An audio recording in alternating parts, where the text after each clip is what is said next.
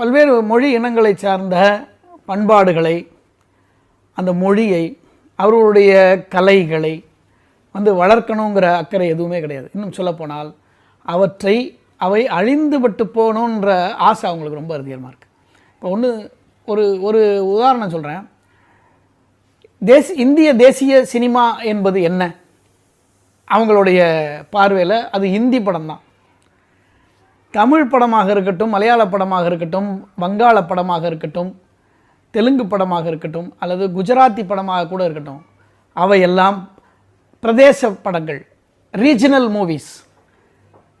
அப்போது அதை தாழ்த்துறாங்க. இந்தியை விட கீழாக வைக்கக்கூடிய ஒரு நிலைமை இருக்குது. இது மாறணும். ஆனால் மாறாது. காரணம் என்னென்னா, அவர்களுக்கு ஒற்றை கலாச்சாரத்தை நோக்கி போகக்கூடிய ஒரு சூழல் இன்றைக்கி வந்துக்கிட்டு இருக்குது. ஒரு நாடு, ஒரு பண்பாடு, ஒரு மொழி, ஒரு மதம்.